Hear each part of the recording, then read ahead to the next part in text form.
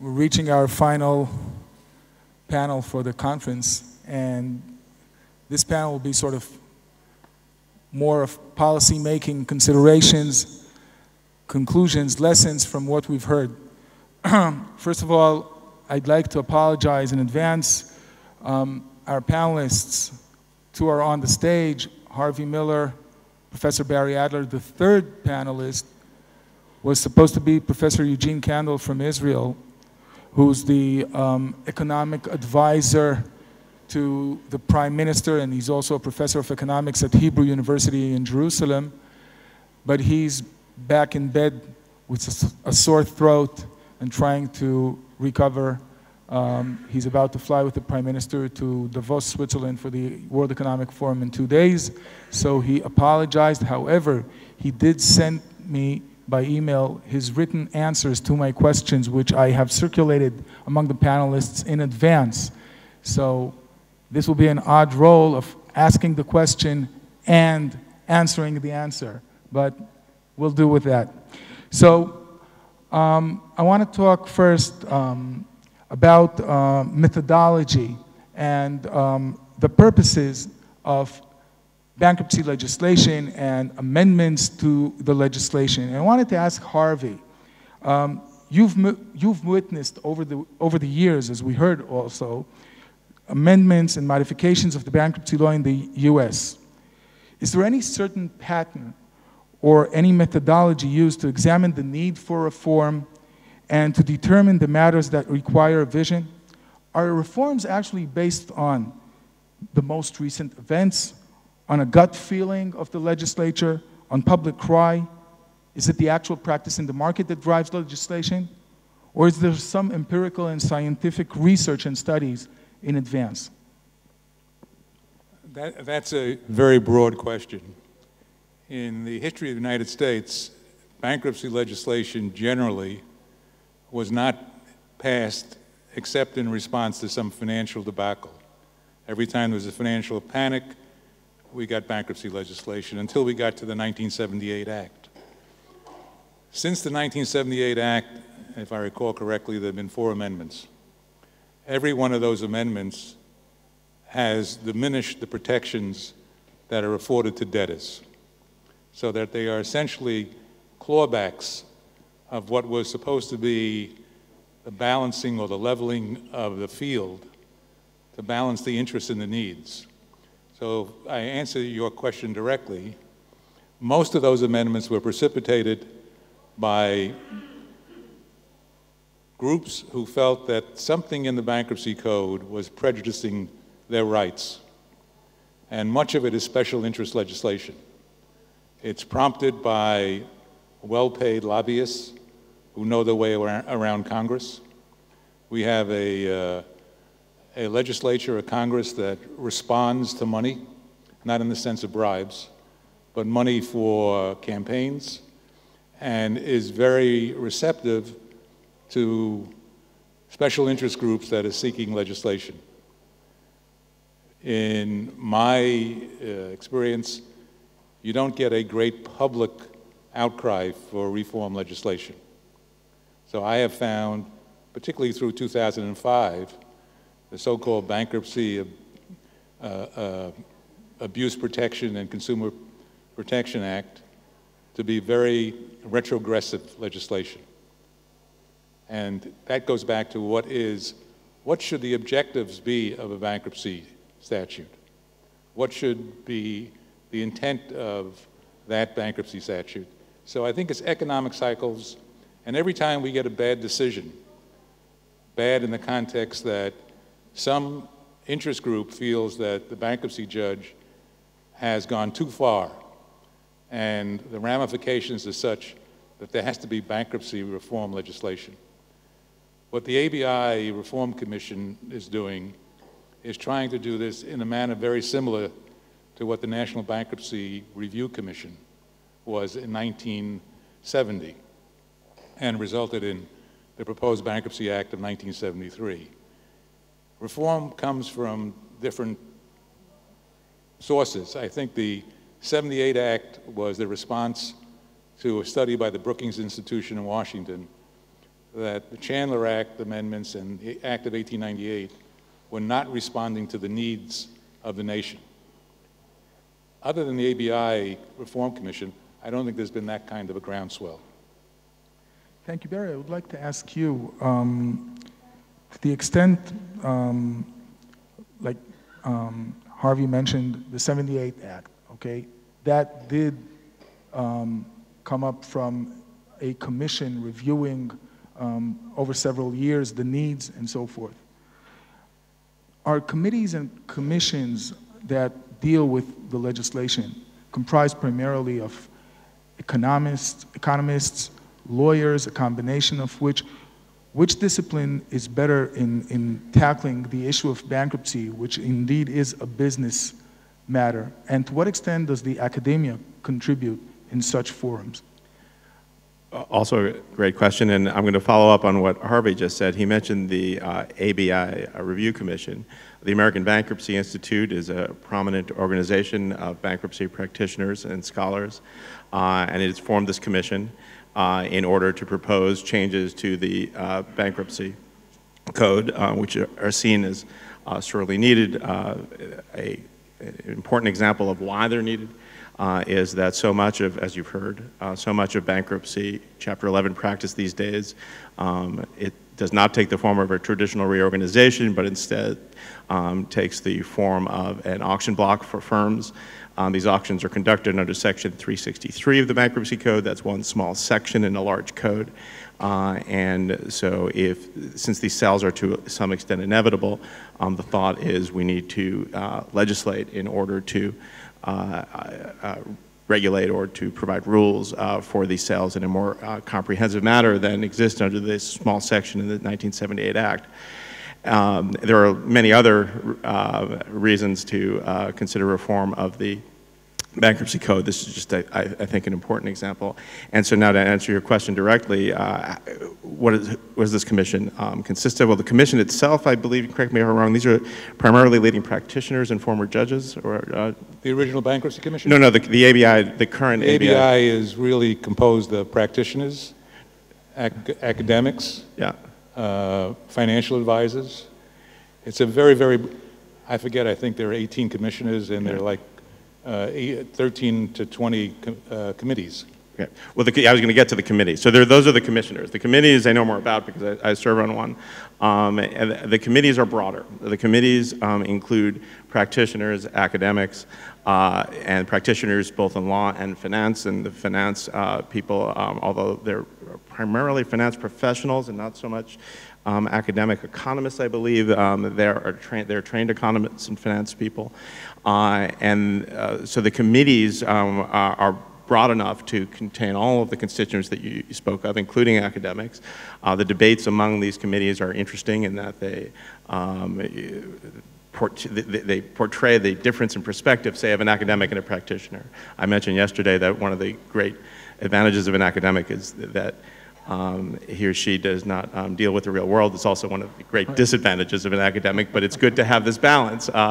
And ideas are aired and debated. These committees will then report to the commission, which will then make a proposal that might get Congress's attention. I'd like to point out that this is a self-appointed commission. This has no government umbrella over it. Right. It's very different than the National Commission that was appointed in 1970. So there's a lot of, the commission appointed the committees, and the hope is that somehow our dysfunctional Congress will take heed of what this commission ultimately reports. That will be an interesting exercise. What could go wrong? Harvey, talking about legislation and specifically in bankruptcy, I wanted to ask you, how important is it to try and define, before going into the specifics of the law, the underlying philosophy that will lead the general law? Well, you're talking about my whole life now. You can't tell, I mean, as I said this morning, I think, just reading the words of the statute is minimally helpful. You have to know what the intention is. You know, when you say this is, one of the judges said that this is an adversarial situation. It wasn't intended to be that way. The objective of 78 was rational people in the shadow of this statute will get together and figure out how to deal with this distressed business. And most of it will be out of the courthouse. So very often when we appeared before Judge Peck, he would say, I'm just seeing the tip of the iceberg. I don't know what's going on outside of the courtroom. If you have rational people, you'll reach a compromise. And to do that, you have to talk about the objectives. This is interesting. I know Barry wants to make a remark on this. Barry, I was thinking about it as Harvey mentions this, because this is remarkable hearing it from the practice. You being a law and economics professor and analyzing law from an economic perspective, always the underlying assumption is rationality. Nonetheless, we'll get back to that a bit later, there is a large criticism traditionally from the academia over bankruptcy in Chapter 11. We'll get to that, and you're writing about it in a later round, unless you want to make a quick comment now. I wanted to make just a quick comment on the, because Harvey has portrayed the regression. I didn't want to turn this into a debate, but I will. So Harvey's portrayed the regression of the bankruptcy practice as a negative thing. We've gone away from the 1978 goal of having Chapter 11 as a means to rehabilitate debtors, as if that is a good in of itself. And he may be right. He may be right. I just want to stress, he may not be. Right? That is. I wish he wouldn't do that, Barry. Because the economic perspective of Chapter 11 is to minimize the debtor's cost of capital. You know, put simply, it is to have the rules that are going to maximize the return to to investors. The theory behind that being, doing so allocates resources to their best use and allows firms to grow. It creates employment. If debt is cheap, new firms can be created and new jobs with them. Now, what does that mean for the poor firms that die? Well, it's not good for them, for the firms themselves, and it's undoubtedly a tragedy for the employees and the community served by those employees when firms are liquidated piecemeal rather than rehabilitated. I don't mean to doubt that or to diminish it. The point is, though, if you're looking at this from the bigger picture perspective, it may be that maximizing the return to investors and thus lowering the overall cost of capital will produce more jobs and more wealth and more sustained prosperity than trying to save failing firms. Moreover, the process of treating bankruptcy as nothing but maximizing the return to investors doesn't mean that all firms will be liquidated. The idea is that the ones with positive going concern surplus will survive. Now, these days they survive through a sale as a going concern rather than through a traditional reorganization, but they do survive. It's just the ones that are worth more dead than alive are killed. Now, I don't know that all that's right, but it's not necessarily wrong. I'm afraid. Well, no system is perfect, and we'll never have a perfect system. But when you tell me about economists, I don't have any faith in economists. I think if you took all the economists in the world and you laid them head to toe around the world, you'd get a crooked line. I'm afraid that I laid too big an egg here, and we will get to that in a few minutes. And we will talk about the worth-saving corporations and the not worth-saving. How do you define that? How can you find out about it in the real world in real time? But we'll get back to that a bit later. I wanted to represent, and of course, I'm culpable of filing with you gentlemen my disclosure statement, so you know what is behind in line. But first, to give Eugene his turn, I asked Eugene Kandel what is, in his eyes, the philosophy or the goal of Israel's insolvency law. And Eugene, being a professor of economics, sure enough, answers this answer. Well, under the Coase theorem, the main thing we need to do is to minimize transaction costs, isn't it, Barry? As an economist, I prefer more certainty that creates ex-ante incentives Even if ex post, we will have discomfort from few exceptional cases. Okay. In recent years, we had a couple of new amendments in Israel. Some of them were due to discomfort from ex post outcomes, and they didn't pay as much attention to ex ante incentives. The combination of lawyers and economists helps in looking on the whole process, from the decision of the company to the issue of debt till insolvency.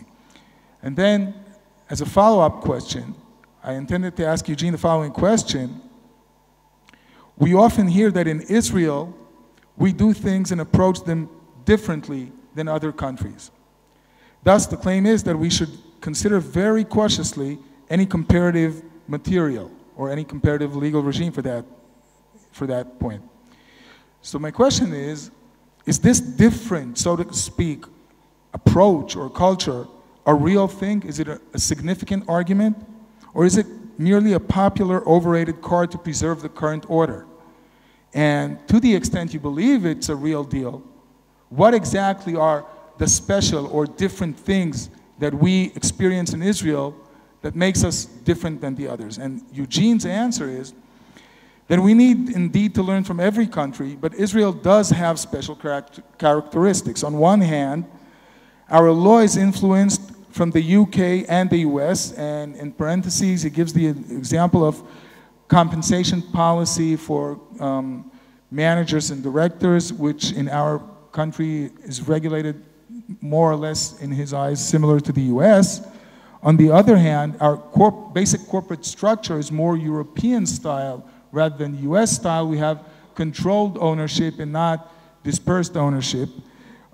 Therefore, we need to be careful with lessons from the US and the UK. I wanted to ask Barry, though, since we mentioned earlier rationality, and in Israel we always tend to see ourselves as not that cold-hearted, rational people, but as very emotional, and the negotiations are protracted with a lot of emotions and egos on and around the bargaining table.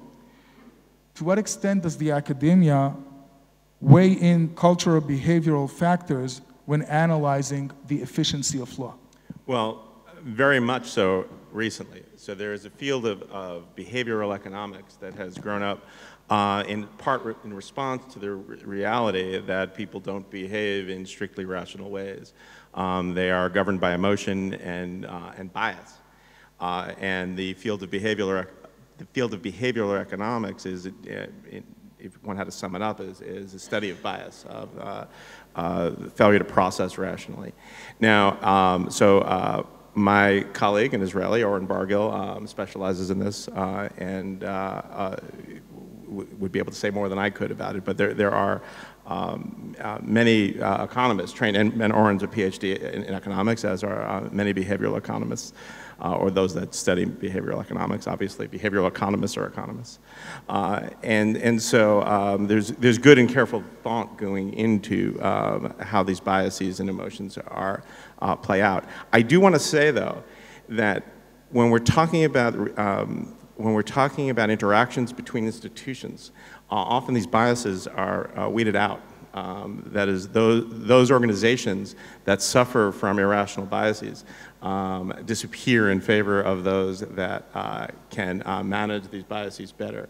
So sometimes, especially when we're talking about organizational interactions as opposed to individual interactions, the rational model is the better model, not always.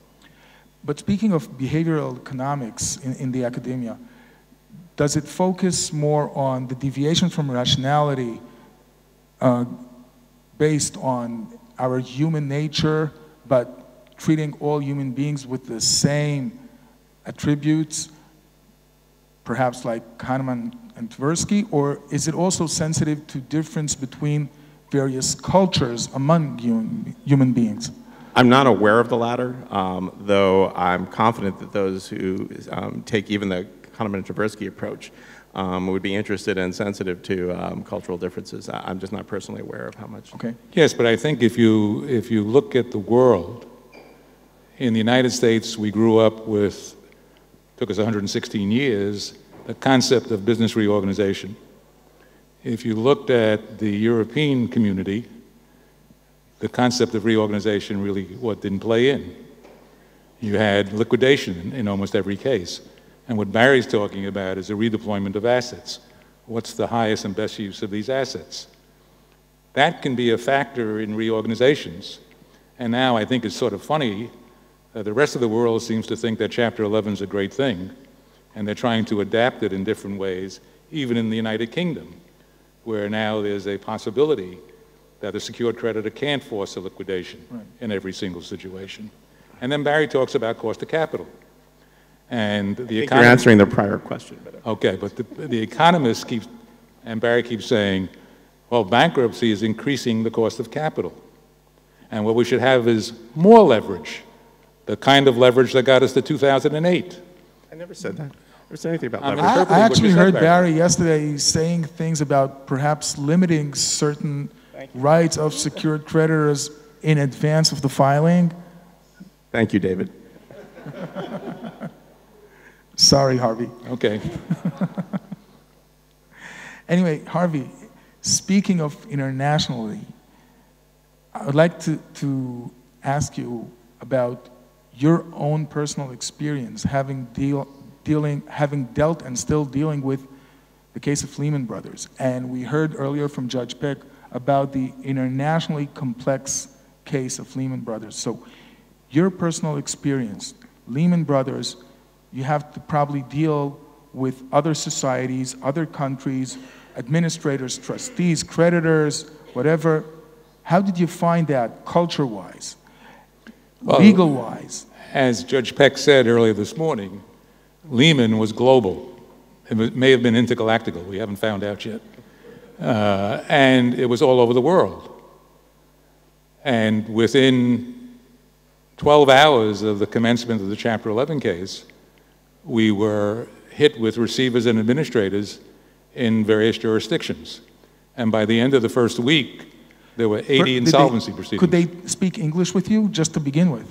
Some did, some did not. Great. The That's a good Japanese took over the office immediately. And we didn't have to go very far. All you had to do was go to London, where the administrator took over immediately and closed down the computer systems.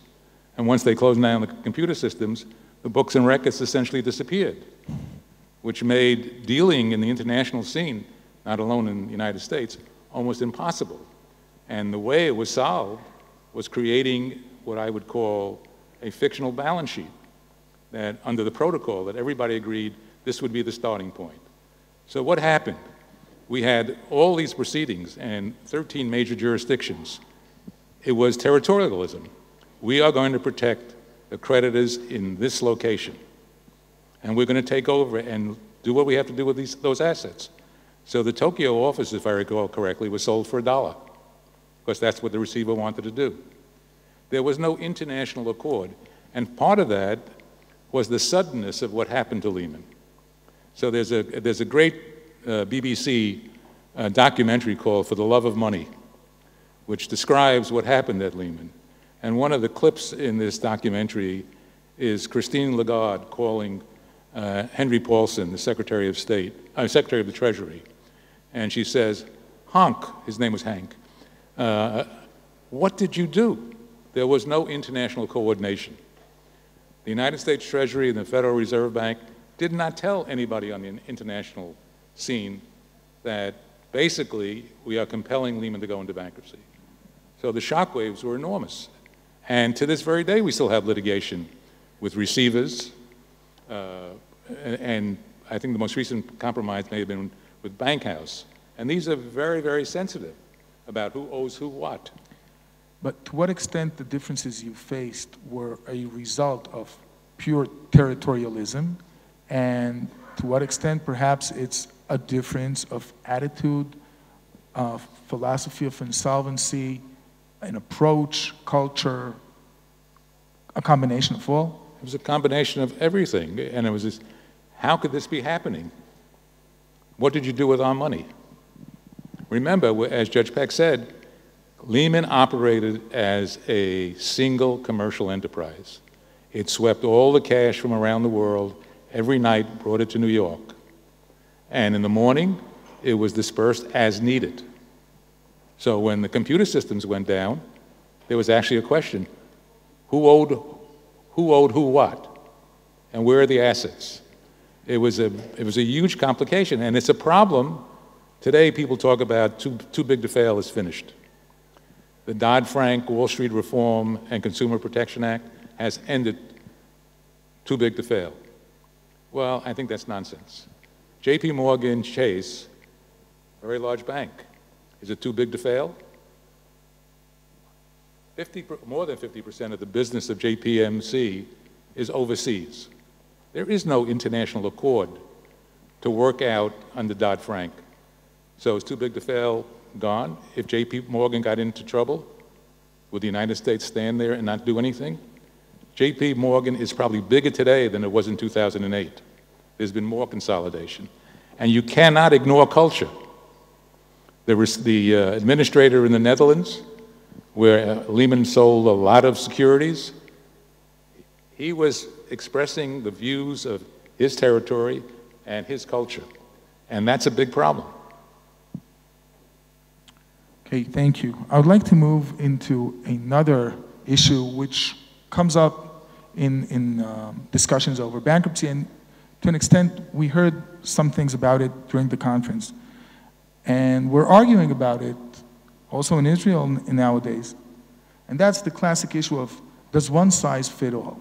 Okay, and let's take it from different angles. I'd like to start with Barry, asking you, based on some academic papers. For example, I'm bringing up the paper from 2001 by Doug Baird and Bob Rasmussen, who wrote that perhaps a debtor-in-possession regime is more appropriate for the moms and pops of the world, the small businesses where the managerial skills of the controlling shareholder probably adds value to the corporation, whereas in large corporations, well, the board of directors,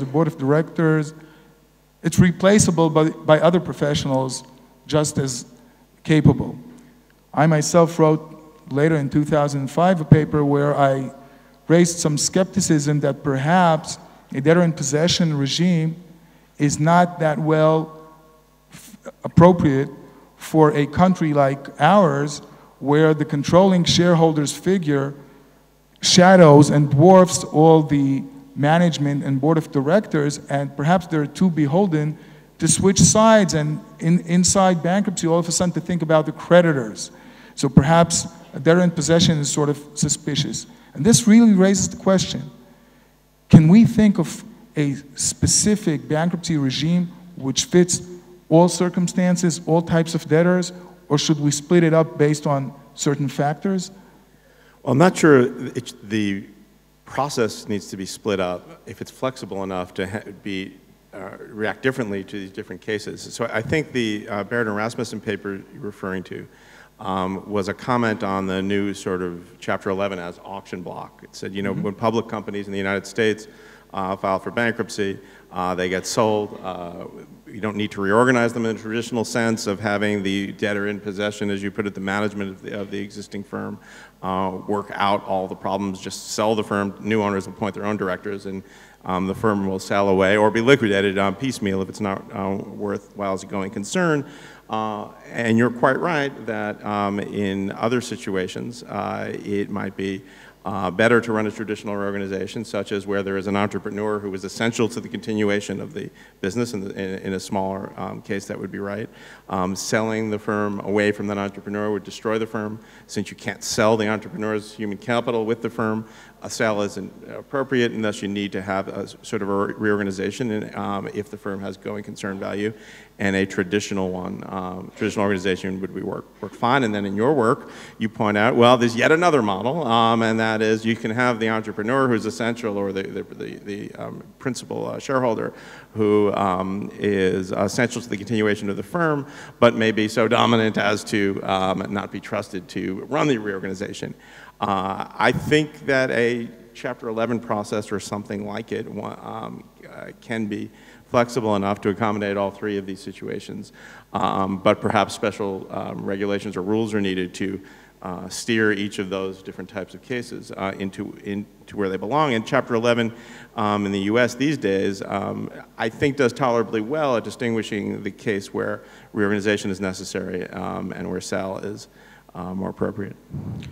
I must confess, even though I'm the moderator, that perhaps my writing has affected Israel too much, because many in the government and the judges have taken my argument as is, and I must confess that I myself, over the last few years, seeing what is happening in action in the debt arrangement negotiations and how the parties react and negotiate, I'm starting to revise my earlier thoughts, but that's a small confession. Anyway, But Harvey, I want to make a comment on that, okay? The debtor in possession concept, which was adopted in 1978, was premised on the basis that the experience with trustees and receivers was poor, and that having a management that knew the business, understood the problems, would facilitate reorganization. Business has gotten much more complex since 1978. The way we do business is very different. The way we finance business is very different. And also, secured lending, which has been a theme through the 2 days of this conference, has dramatically changed Chapter 11. And what has happened is we now have what is called the Chief Restructuring Officer. And as soon as there is a problem and the secured creditor is nervous and upset, one of the conditions is the appointment of a Chief Restructuring Officer. And that Chief Restructuring Officer usually is not subservient to the CEO of the debtor in possession, and reports often directly to the Board of Directors, and often has the right to talk to the creditors independently without the CEO knowing about it or authorizing it. So what has happened in major Chapter 11 cases and what is the relationship between the CRO and the CEO? not good. No, I mean, the CEO still is in power? The CEO sometimes is there. The CEO is diminished, and what that means is that the debtor in possession effectively is being marginalized. And the CRO, who is the financial advisor, could be Alvarez and Marcel, somebody from there, or Lazard, or from Alex Partners. And with the financial advisors is effectively determining what is the best redeployment of this asset, of these assets, through a plan of reorganization, or as Flip was saying yesterday, almost the first reaction of the CRO, we need a transaction. Now, one size doesn't fit all. In Delphi, I recall, we had a huge controversy as to whether the management was really equipped to do a reorganization.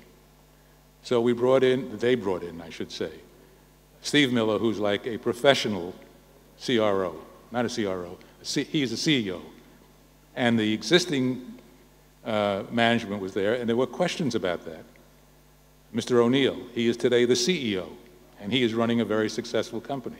The concept that you can just change the CEO and bring in a CRO and man on a white horse and everything's going to change really doesn't work. But what is happening now is the marginalization of the debtor in possession. And that is a continuing process. So you have to think to yourself, do we need the debtor in possession anymore? And is the debtor in possession really a captive of the most powerful creditor block? And do we need, remember— You mean the owners of the firm? It could be, could be. But remember, creating the debtor in possession created a real deviation from the concept of Chapter 10, that the person responsible for administration should be disinterested, objective, and have no previous— This was an exception. It was recognized that there was a danger here. And it worked when we had a simpler business. It may not work today.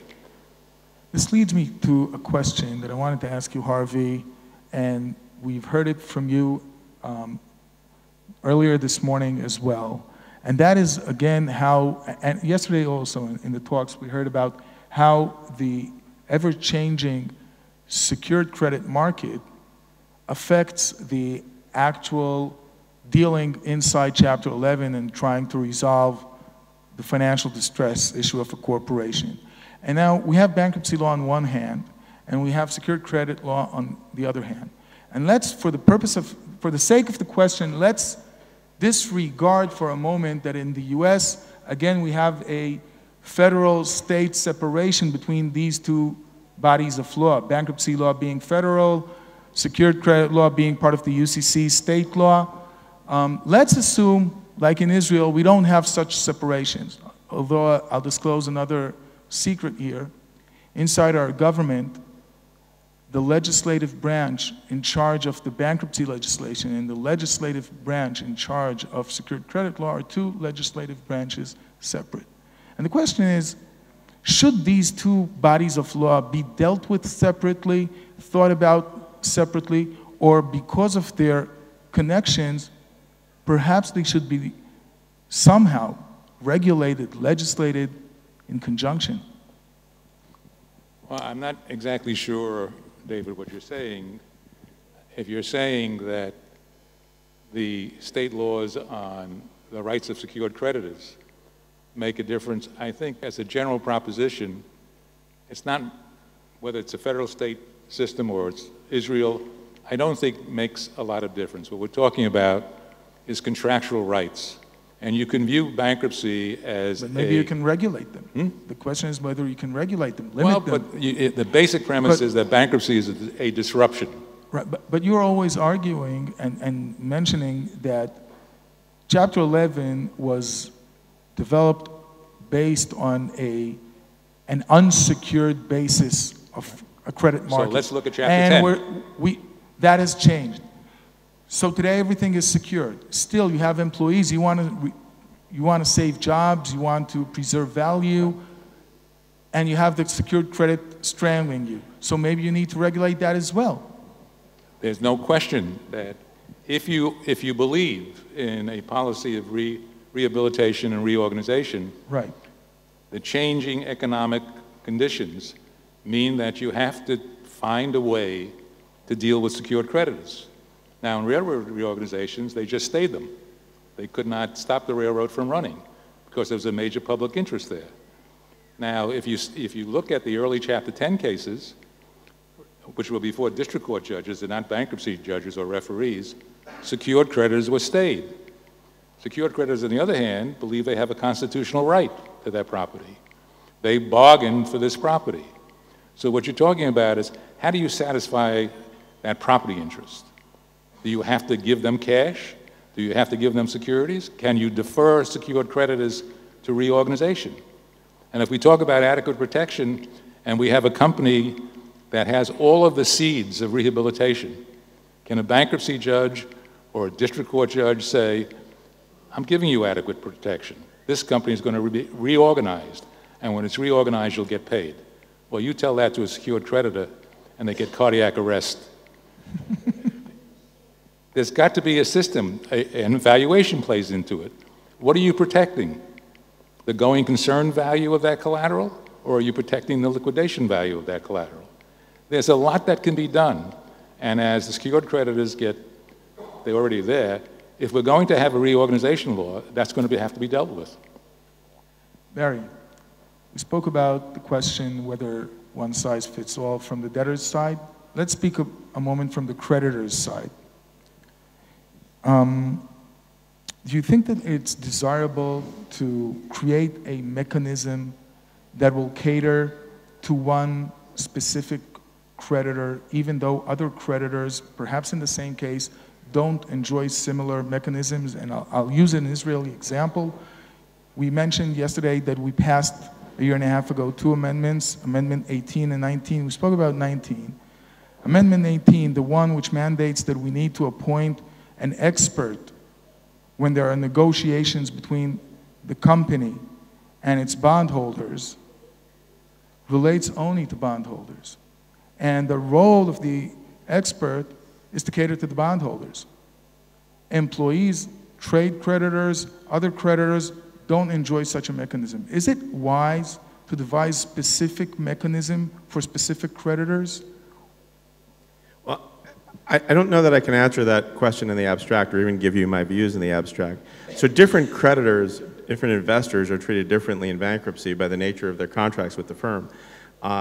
Secured creditors have priority over unsecured creditors because their contracts grant them priority. And the fact that they get paid first is a result of that contract. And there's debates in various forms about whether secured creditors are overpaid relative to the unsecured creditors. Only to the extent of the value of the collateral. I understand. Well, the debate goes further than that, but I don't want to go into it now. On the question of whether the secured creditor should have to pay for the process or pay a certain charge. No, I'm not talking about that. There could be a deficiency claim. Yes. I see what you're saying. Yes. Secured creditors have priority. It's limited by their contract to the value of the collateral. Harvey's quite right. I don't mean to disagree with that. But if you ask the question whether they deserve that priority, the answer is either yes because of the contract or no because you don't want to respect the contract. And if the latter, it's not clear they should have any priority. But to the extent we're going to honor the contract, then treating creditors different based on their contract seems perfectly appropriate. Now, your example doesn't quite fit that because you're talking about a legal rule that appoints a representative to give creditors perhaps of equal priority a leg up because of that representative. So at least for existing capital structures, that doesn't strike me as correct because existing at the time that the law was passed, I should say. Because before the law being passed, I would have assumed the trade creditors would think they would have the same rights in bankruptcy as bondholders. And so you're, in essence, changing the priority by giving the bondholders a special representative. Once that rule is in place, though, it seems unproblematic because putting non-consensual creditors, that is tort creditors aside, those with claims against the firm know what they're getting into. If the law doesn't change, bondholders know they have this representative. They presumably will pay more for their debt relative to trade creditors as a result if the market's working. And so it doesn't strike me as a problem. Excuse me? What about employees? Employees are more problematic because one can question the extent to which they can walk away, and so the way an investor can choose not to invest, employees don't have the same flexibility. And so if you're going to have special rights for creditors, it seems like employees would be a good case where those rights should be provided. Thank you, Harvey. The legislative history of the 1978 Act. It notes that the purpose of a business reorganization case is to restructure a business finances so that it may continue to operate, provide its employees with jobs, pay its creditors, and produce a return for its stockholders. Given this legislative history, I would like to ask you, do you feel that the case for reorganizing an operating business and reorganizing a pure holding corporation is as strong? Is it the same case, or are there any differences in your eyes? Well, I think it depends on the nature of the holding company and how it operates. Clearly, Lehman Brothers, the parent company, was a holding company. It had some business operations, but not all business operations. And the value is owning the equity in the operating companies. And that's where, in some respects, the collapsing doctrine comes into place. It's very hard to deal with the holding company without taking into account the operating companies. And then you get into the issues of substantive consolidation or non-con. But I think you have to deal with the whole bundle of entities. Okay, I wanted to ask you, Gene Kandel, a question in the Israeli context. And my question to Eugene was, in recent months, multi-tier holding corporations have been occupying the attention of Israel's lawmaking. Only recently, in November 2013, the Knesset passed the Anti-Concentration Act, which requires inter alia the dismantling of multi-tier holding corporations. So is it possible that we are now considering the matter of debt reorganizations, for example, through our Public Andoan Committee, while thinking primarily on the holding corporation as the prototype debtor and the bondholders as the prototype creditor? And do we expect to find and encounter the same debt rearrangement actors in the future? How should we approach such legislation? Should we approach legislation in the insolvency field broadly or tailor-made into separate prototypes? And Eugene's answer was, we hope that the Anti-Concentration Act will bring to less leveraging and fewer defaults. But we need to remember that reorganization and insolvency procedures have an important role in financial markets in order to give all the players the right incentives. The law should be general as possible, but it should deal with special tools with problems that public debt faces, meaning collective action, information asymmetries, and the media coverage. These problems create huge bargaining costs, and the law should try to minimize them. So then I get into the next pressing issue in Israel, that perhaps the classic debtor-in-possession regime was meant to tackle ex ante, and that is sort of creating incentives to deal timely with financial distress. And I wanted to ask Eugene, if we want to improve our own reorganization law in Israel, what in Eugene's eyes are the most essential points we need to target? Speaking of incentives, which type of incentives would you use? Would you prefer using carrots or sticks? And what are those carrots or sticks? And Eugene's answer is that the main thing we need to do is to create certainty. There are too many open questions. When exactly does a corporation become insolvent? Who has the right to bring an offer to the table? What conflict of interest will prevent a creditor to vote? Regarding the incentives, he views two main groups, one the shareholders and the other the creditors' representatives. With respect to the shareholders, Eugene says that you need to take control rights away from the shareholders when the company didn't pay its debt. Possibility of quiet negotiations and exclusivity if they come early.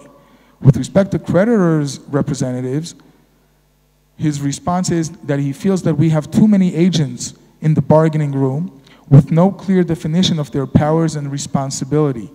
We need to create fewer agents with good incentives. For example, trustees are paid more if a company is in a reorganization process. That is, indentured trustees. They don't have incentives to get to a deal. That's his view. I wanted to ask Barry.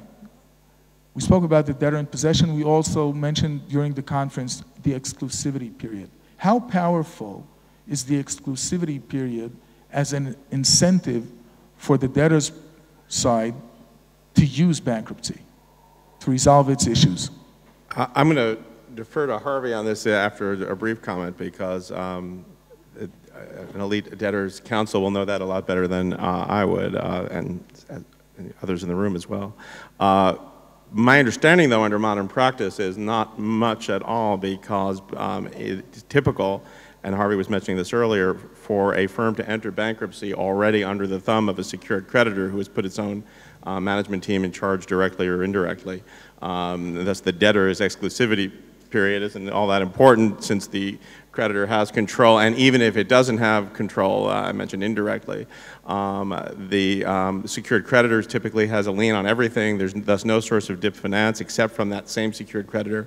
The creditor then dictates all terms in the bankruptcy process, including how the dip funds can be used, where they can be used, which administrative expenses are going to be paid, which are not, at least if the firm's going to be sold. That's often the case. So in the old model, back when firms, or maybe American Airlines being, Harvey mentioned earlier, a throwback, where the debtor comes into the bankruptcy process with cash, and thus the ability to survive and to take the time to find perhaps friendlier dip finance. The exclusivity period might combine with, may be served by that flexibility, or may help serve the debtor along with that flexibility, so that they can then control the process. 180 days is a long time, but I don't think that's frequently the case. Anyway, I shouldn't have spoken that much, because I don't really know. I don't know. Was that right, Harvey?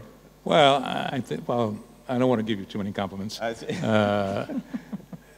think, we should face the reality that no company really wants to go into bankruptcy.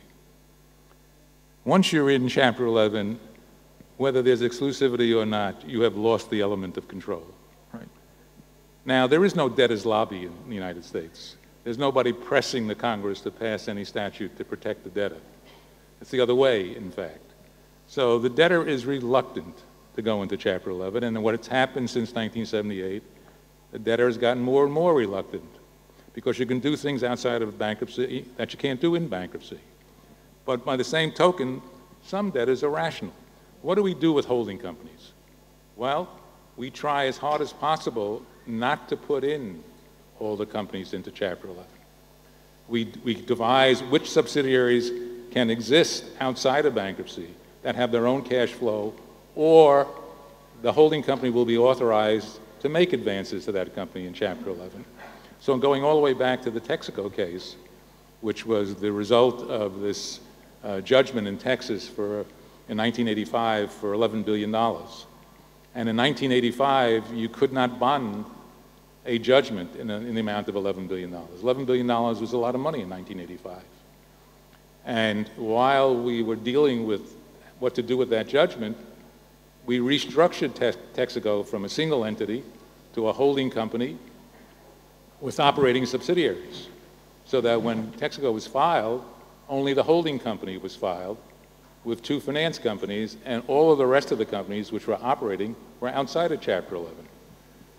That's an objective. You don't want to impose the Chapter 11 regimen on companies that can operate outside. But you still have this problem of the value may be in those operating companies. So you make deals with the creditors committee. We're going to operate those subsidiaries. You're going to have all the information you need, and it will be as if they are in Chapter 11.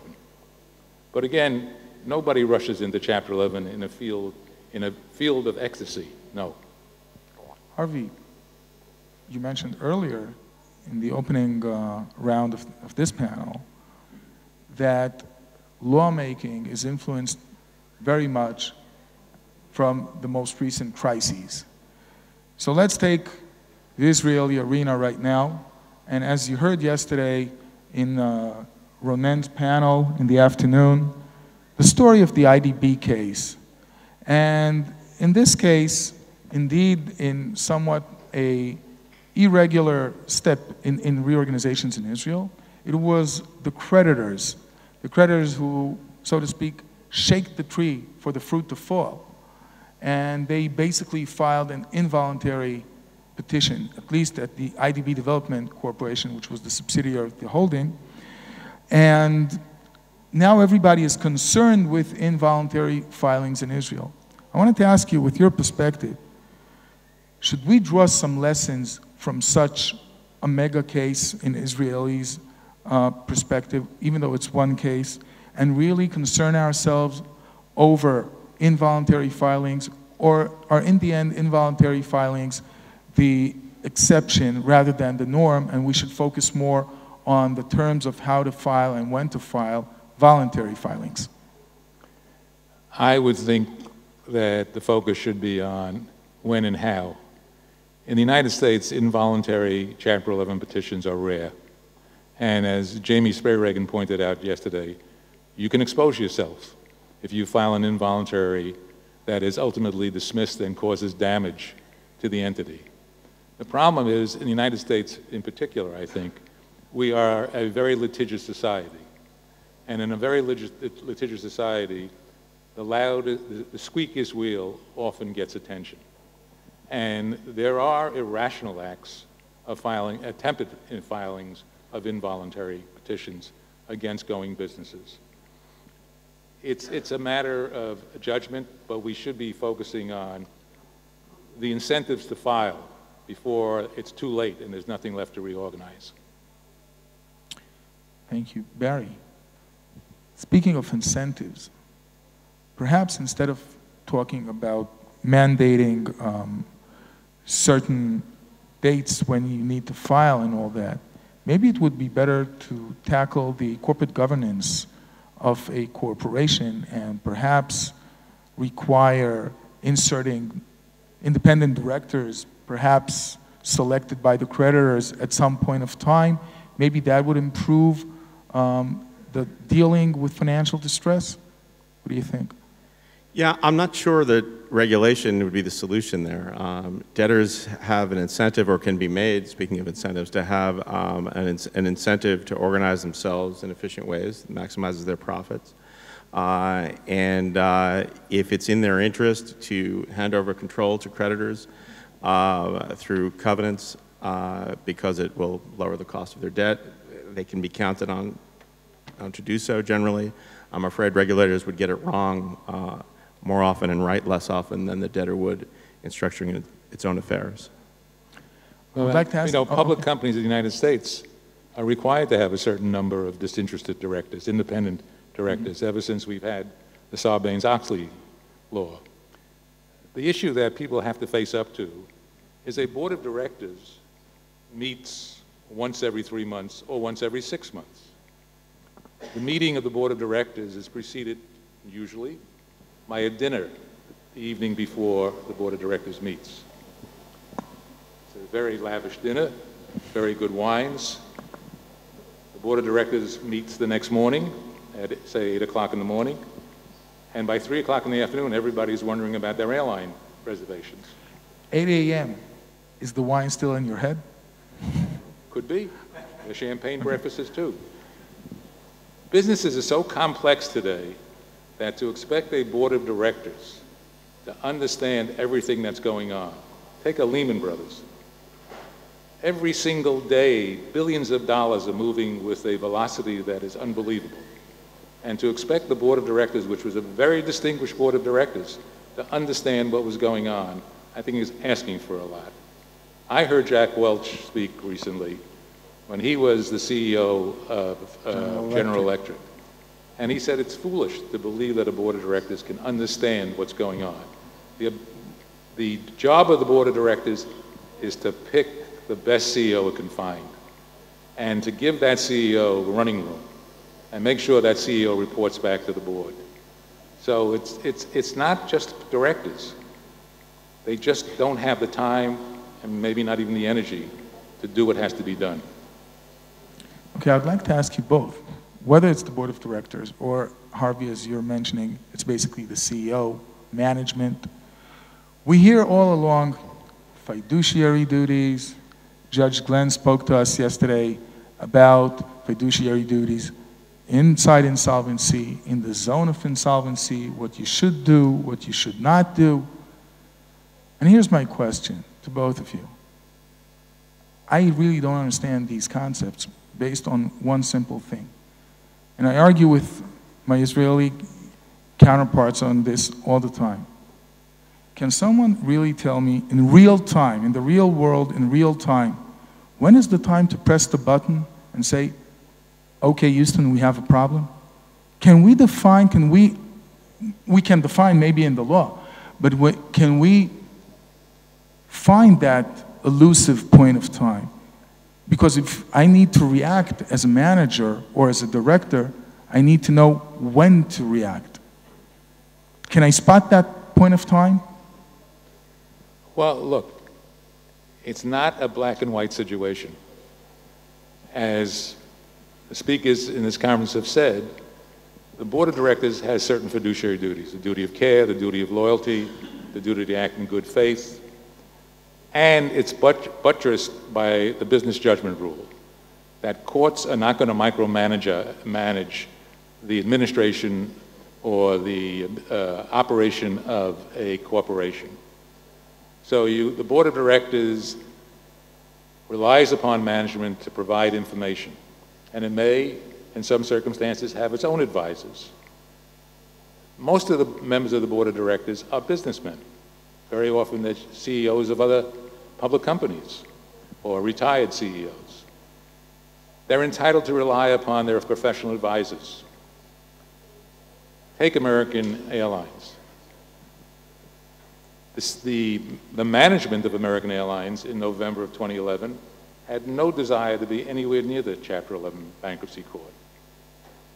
But what happened over the month of November was it became evident that American was losing market share, and it was losing it at a rapid rate, because the key to the airline business in many respects is the business traveler.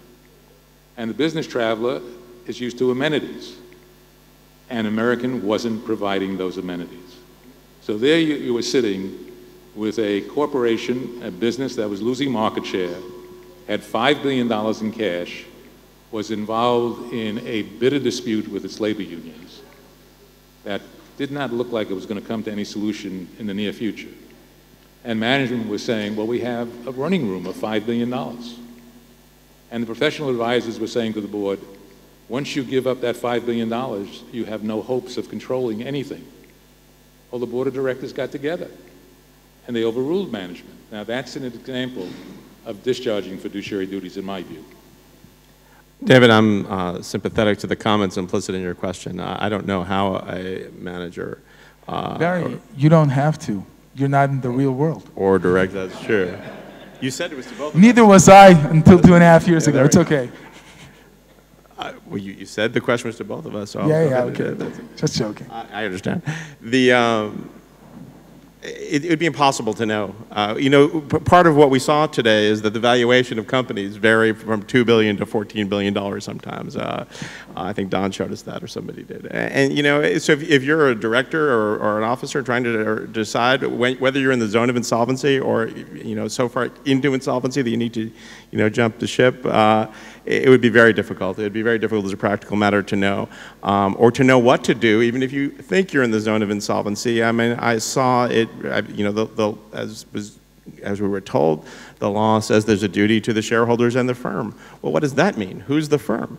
If the interests of the shareholders are conflict with the interests of the creditors, where does the firm fit in there? So I think that sort of approach which the law in Delaware does take is problematic, to say the least. It seems a simpler model would be to have the directors and the to have the managers, I should say, owe their loyalty to the directors, and to have the directors or the loyalty to the board that elects, to the shareholders that elect them, and allow the creditors to rely on their contractual rights, which we have learned are extensive, to protect themselves. So this dual loyalty business doesn't make a lot of sense to me.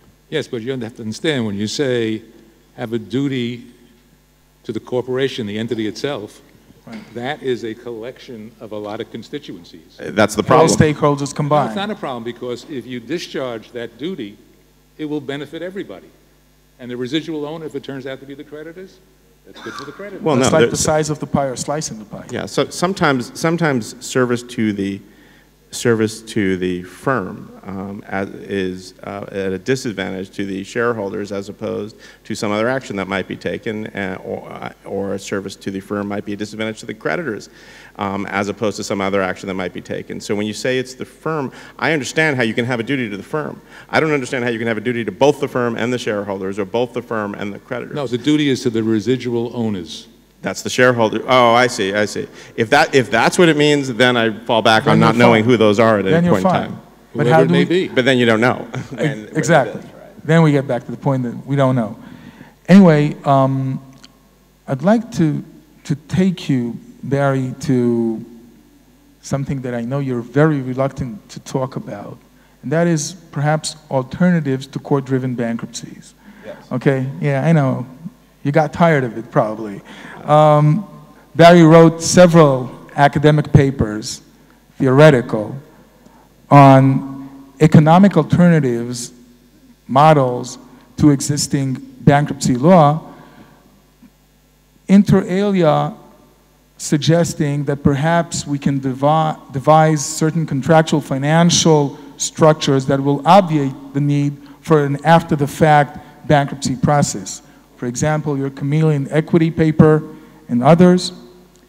But again, the question to the academic, and don't forget, I come from there, I want to get back there, but still, are clean, neat economic models at all feasible? Can they really work in the real world? Well, thanks to the nearly worldwide depression of 2008, I have a good answer to this one. And that answer is yes. So I'll give a little bit of background. I won't spend more than two or 3 minutes talking about it. So I'm reminded of what I'm told is a story that medical students all hear, and that is that the story goes like this. You know, an intern is working in the emergency room, and he can't the patient's bleeding and the intern doesn't know what to do about it, and the resident physician comes in and says, don't worry, bleeding always stops.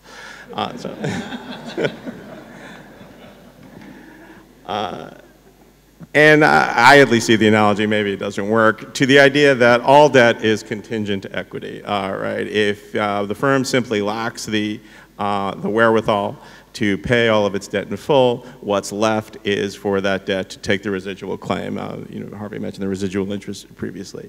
So I take some comfort in that every insolvency system, just like all bleeding always stops, maybe for the worse, maybe for the better. Every insolvency system, maybe for the worse, maybe for the better, is going to convert debt to equity. The question is how best to do that. The bankruptcy process does that through the sets of rules that you've heard about over the last 2 days, including negotiations and in the failure of negotiation, of settlement through negotiations, the backstop of judicial valuation. It occurs to me that firms could try to deal with insolvency, with their failure, their potential failure to meet all of their fixed obligations, contractually, without need for a judicial process at all. And the idea is essentially simple. The firm could designate some of its fixed obligations as contingent equity, or as David says, I call it chameleon equity.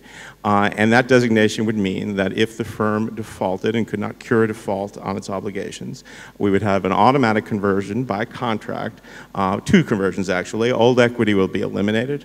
And the contingent equity or chameleon equity would be converted from debt, so the fixed obligation component would disappear, to the new equity. The more senior obligations would remain. This is a theoretical construct, as David points out. I could go into more detail. I wrote several articles on it, but that's the basic concept. And the question is whether it's practical, whether it could really work. Well, but that is a balance sheet, an accounting problem. It doesn't provide any liquidity. It does provide liquidity in the sense that you no longer have to pay the fixed obligation component. But if you need financing, it doesn't give you any money. If you run out, right, if you run out of all your cash, that's correct. If however, the structure is organized so that you have a trigger early enough in the process that the conversion takes place before you're out of money, now you have both money and not this overbearing debt to pay it. Which will make the sale of those COCOs much more difficult and at a bigger discount. Bigger discount, you sell equity, and it's even more junior. So Harvey just gave the answer to the practicality of it in the 2008 crisis, right? So COCOs is another name for these things, contingent convertible debt. Now, the contingent convertible debt's been out there forever, but it was always at the option of the holder. That's not what we're talking about here. The sort of contingent convertible debt, chameleon equity, contingent equity, which are all different words for the same thing, is not at the option of the holder, because once a firm is insolvent, a debt holder does not want to become the equity holder or approaches insolvency. A debt holder does not want to become an equity holder. That's a decline in priority. So these things could be put into place by contract to occur automatically. And as to whether it's practical, the answer is yes, we know, because after the 2008 crisis, countries all over the world have been trying to deal with the too big to fail problem involving large financial institutions. And one approach taken primarily in Europe is to have a system which they refer to as bail-in as opposed to bail-out, and that is a capital requirement that includes this contingent capital that we've been talking about. So yes, I think it can work. It won't necessarily solve every problem, but it could, along with a backstop of a traditional reorganization or sale, perhaps forestall, prevent some problems and delay others so that there's time to deal with them. But we don't know if it'll work. We don't know if it'll work, but let me put it this way. At least it's beyond academia now that thinks it's going to work. When I wrote these articles 20 years ago, it was seemingly a crazy idea. The advantage, by the way, is not only for financial firms, it's for any firm. It obviates the need for the sort of process and contention that we've talked about here. Whether it'll work, but Barry, we'll find out. As an economist. Yeah, I'm actually not actually an economist, but yes, okay. I'll when that trigger is pulled, yep, and the debt is converted to equity, the market says, "Oh, this is a company that's got a problem.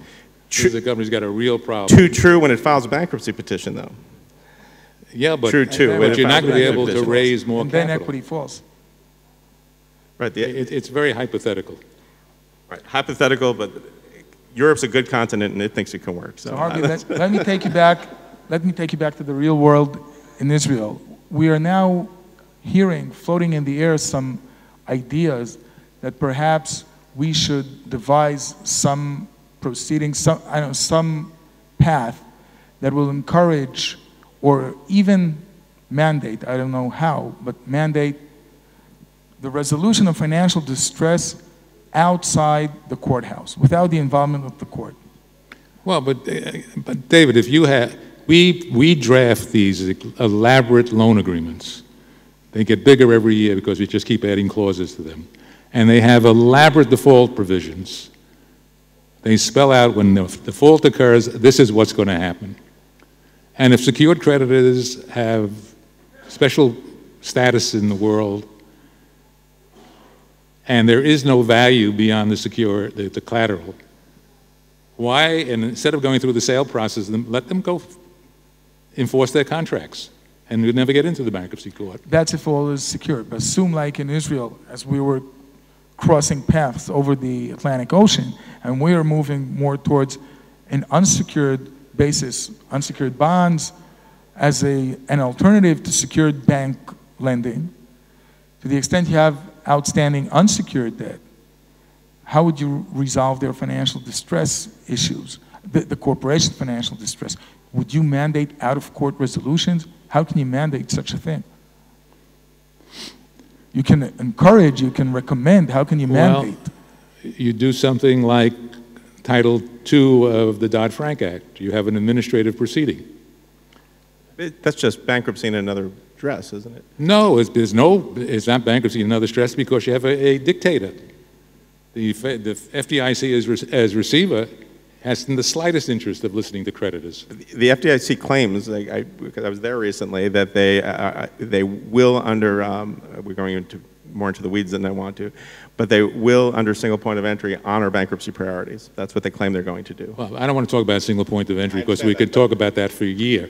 But if you look at Title II, the Orderly Liquidation Authority, the FDIC is in total control. There are no hearings. There is no court. If you don't like what the FDIC is doing, you have to start a plenary action in the federal district court. Or maybe you can do something under the Administrative Procedures Act, which will only take you 12 years. The FDIC says it's the court, essentially. Yes, with no right of appeal. That's another process. I asked Eugene Candle also the question about these rumors, and Eugene replied and said that the goal should be, in any event, certainty, and it is less important where the procedure takes place. If all parties are more certain of the court judgment, they have good incentive to resolve the dispute before getting to court, even though we heard today quite the reverse.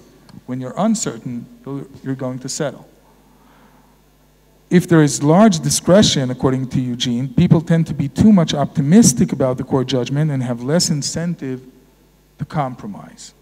That is Eugene's perspective on the issue. He doesn't mind have court resolution out of court, but you need certainty in the system so that the parties will take all that certainty into account in advance, and then they can move and compromise. That's the view by Eugene. Would you like to comment on that?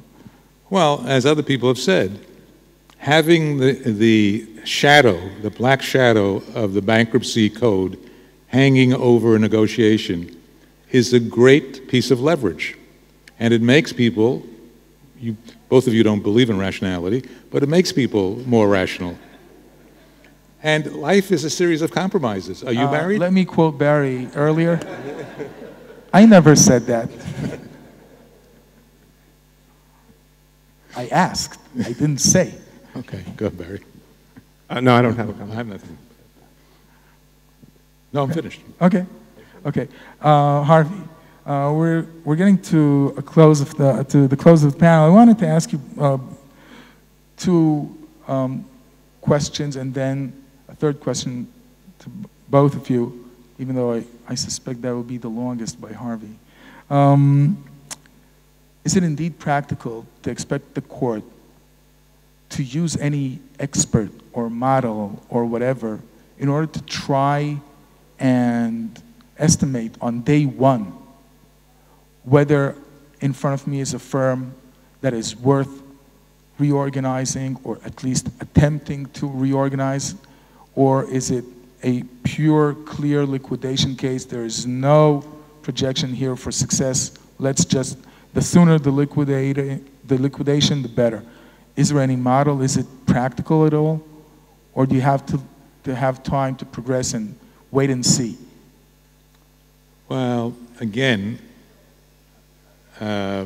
listening to everything that I've heard in the last 2 days and listening to valuation and the figures that were put up that showed on the same facts the difference in valuation, I don't think there is a model that you can tell.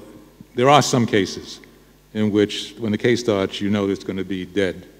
But take a case like Continental Airlines, the first Continental, back in 1982. The day that Continental filed, everybody said it'll never make it. It can't be reorganized, because we just had the experience of Braniff Airlines. Braniff filed 2 months before Continental and already was at liquidation. But it was different because they grounded their fleet. Continental filed because the pilots were on strike. It filed because it only had $20 million left. Everybody said it'll never work. 3 years later, 2.5 years later, Continental came out of Chapter 11, solvent. The stockholders were not affected at all. It's hard to judge at that point in time.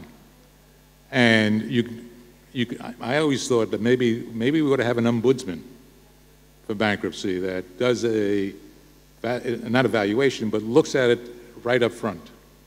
Nobody wants to do that. Secured creditors never want a valuation right up front. They're scared to death of that valuation because they might be stuck with it for the whole case. So people want to really get into negotiations. Sometimes they're successful, sometimes they're not.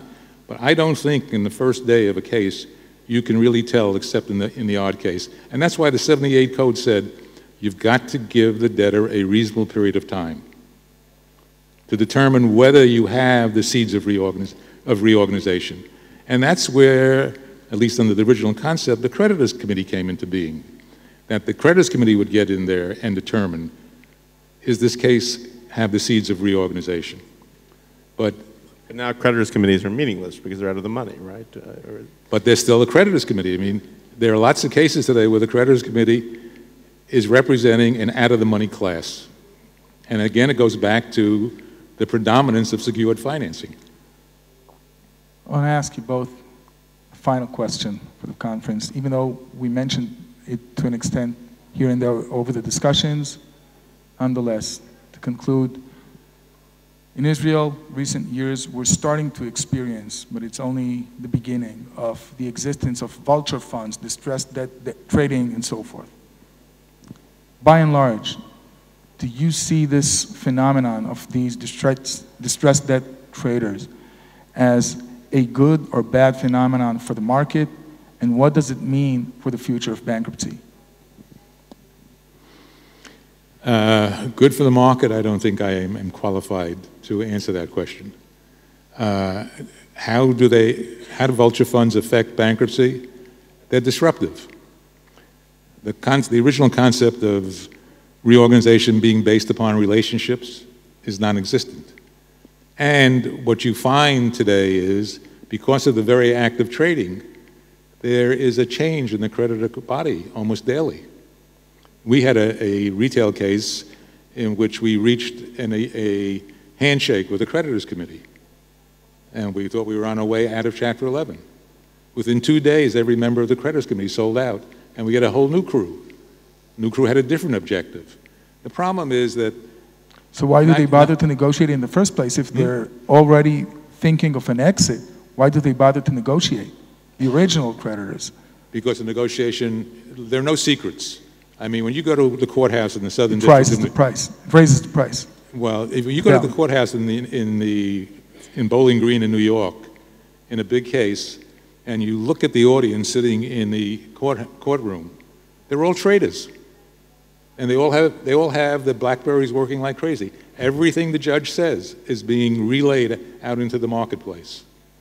So it's another change in the dynamics. Is it a good thing?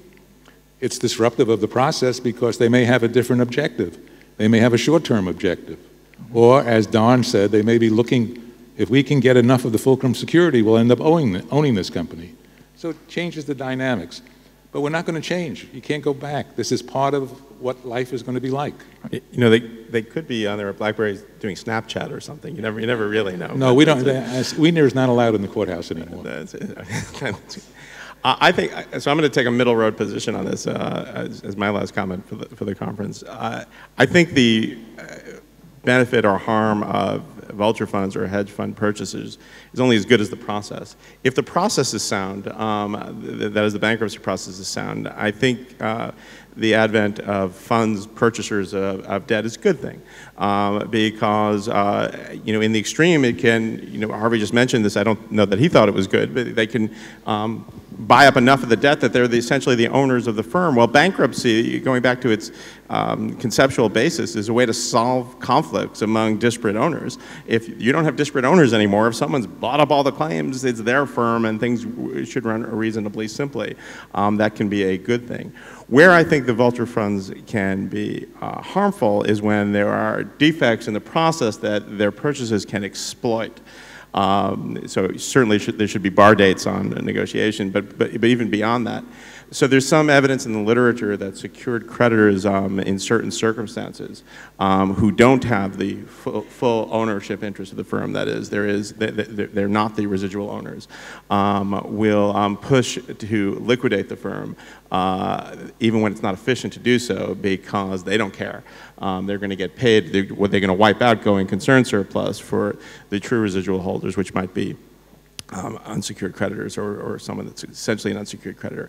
Well, if purchasing enough of the secure debt allows them to behave inefficiently in that way, then it's a problem. If the process could be remedied so that it's not possible for a secured creditor, or at least unlikely for a secured creditor, to serve its self-interest at the expense of the debtor as a whole, then that takes away the negative and what's left are the pluses. The problem is it'll take you forever to discover that. Also, vulture funds, some of them, have a tendency to initiate litigation. They buy claims very cheaply, and they look for defects in the secured creditor position. And they press that. And the arbitrage on pursuing litigation against the secured creditors is a means of making a lot of money.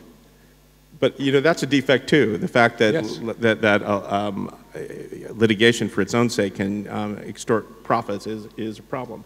If that could be solved, that problem too would go away. I understand this is just theoretical, but we agree on this. With that, we'll get to a close of the panel. Thank you, Barry. Thank you, Harvey.